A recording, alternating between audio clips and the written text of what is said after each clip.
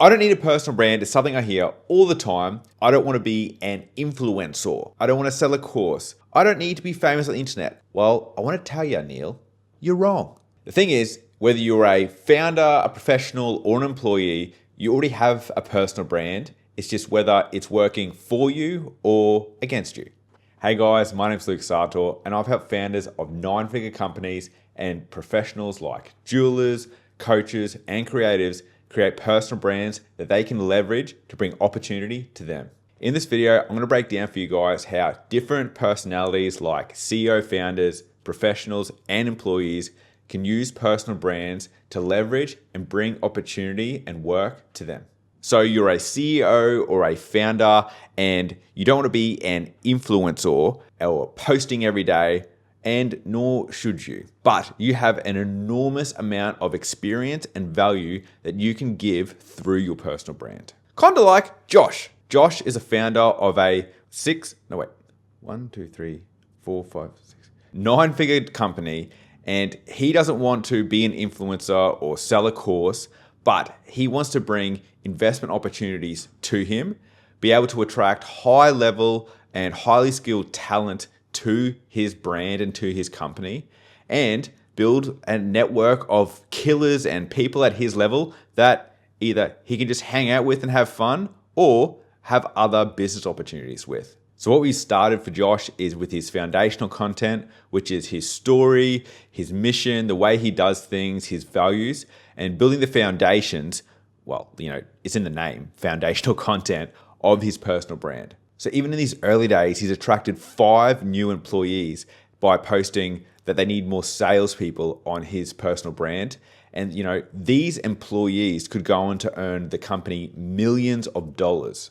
And this has all come from just one day dedicated to filming and producing content that then he can add to his personal brand to bring these opportunities to him.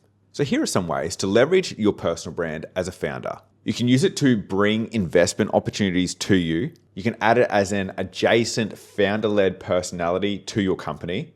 It can attract highly qualified, high-fit talent, attract buyers to exit your business, build a high-level peer community, bros to go drive your supercars with, and get you in the right kind of circles that you want to be in, and become known as the guy for when you want to exit your business, retire, want to sit on boards or seats, and be an advisor, or just start your next venture. So next, you're a professional of some type, and you're going to networking events or you're advertising in some way, and guess what? People are gonna look you up. And if there's nothing there for them to go deep on, or to know your story, or to just come to like you more, then all of that effort getting those leads was for nothing. I had a stat of something like it takes 11 touch points for someone to remember you. So if you're going to these events or you're putting yourself out there in that way, that's a lot of time and effort having to do that purely through being there in person or paying for that through paid ads and stuff. So you can do a lot of the groundwork by having a personal brand that they can regularly engage with. So let's look at a professional example that I've worked with. Now, this isn't the accountant end of the scale, and it's not a full-time creator either. We're sitting in the middle. We're going to use Anouk from my Brandstack community, who is a jeweler and has her own jewelry brand called En Rouge, and it is sexy AF.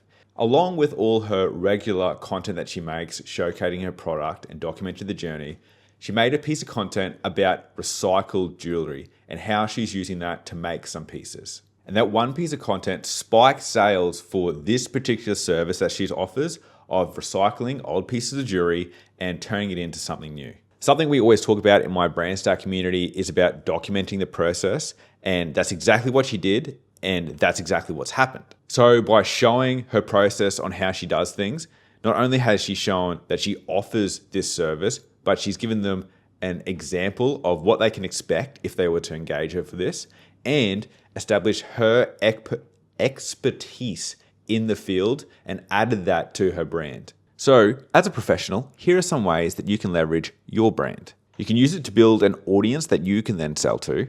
You can use it to increase the sales likelihood. I know English. You can increase the likelihood that you will make sales when you're running ads to your high-ticket product or your high-ticket service. You can use it to attract speaking events and networking opportunities. Monetize other value you offer. You could start offering mentoring or in-person group and online services. And you can use it to attract more ideal and high quality clients.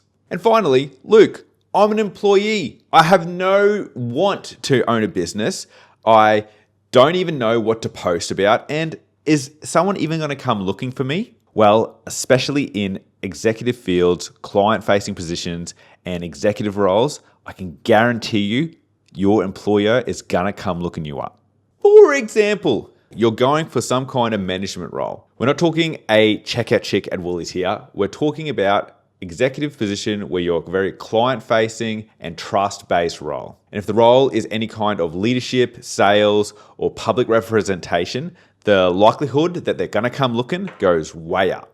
So some things your employer might want to check out is what kind of risk you are or could be to their company. They want to find out what kind of reputation you already have. They want to see if you have access to a good network and a good talent acquisition. And they want to see if there's any proof that you've done any of these amazing things that you've put on your CV. Is there proof that you've actually done this stuff? So as an employee, you want to reduce their perceived risk. You want to speed up their trust and your credibility. You want to show your network and your talent that you have access to. And you want to show that all these things that are in your CV, that there's proof that the projects you've worked on, the places you've worked, the things that you've done actually happened. So here are some ways to leverage your personal brand as an employee.